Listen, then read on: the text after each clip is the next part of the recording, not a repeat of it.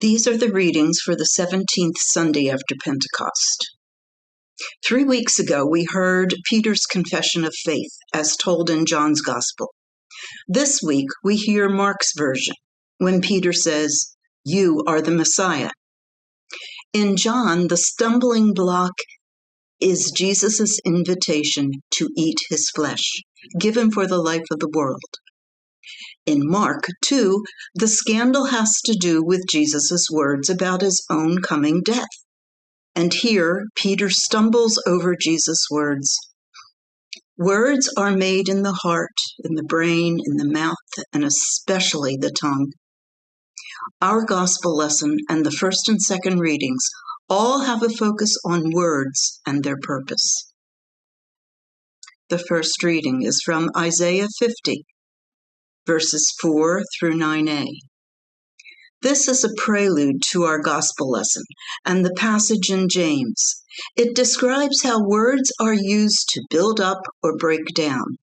It plainly states that what causes Peter such angst, "I gave my back to those who strike me, and my cheeks to those who pluck out the beard. I did not cover my face from humiliation and spitting." All of these are passive actions, not the militant Messiah who was going to drive away the Romans.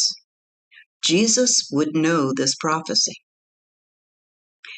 The second reading is from James chapter 3, verses 1 through 12. We hear about the tongue. It can be used to bless or curse. It is a small part of the body, but can cause much damage.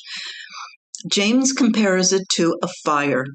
A fire is good when it warms bodies and food, but causes great harm when left unchecked. He continues with the warning that the tongue cannot be tamed. Quote, "It should require a bridle as a horse requires to show it where to go, or a rudder as a ship requires to direct it. But a tongue has neither. It can proclaim that Jesus is the Messiah and shortly thereafter rebuke Jesus for plainly stating what the scripture says about the fate of the Messiah."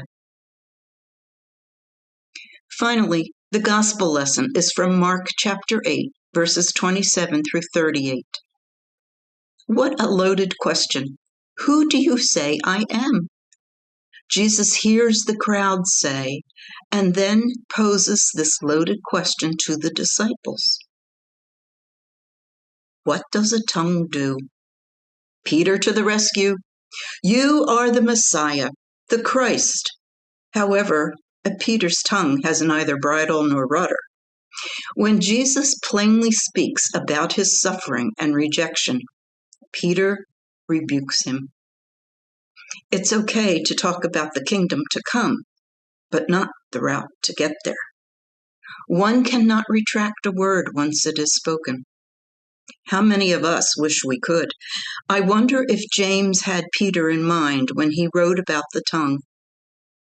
Recall that Peter's tongue got him in trouble the night of Jesus' arrest. Jesus goes on to rebuke Peter and to remind his followers that choosing to follow him is to follow a difficult road. Deny oneself, take up the cross, and follow him. Whoever loses his life for my sake and for the gospel's shall save it. There is no other way to save the soul. Please think on these readings as your week goes on, and we'll see you in church on Sunday. Be blessed.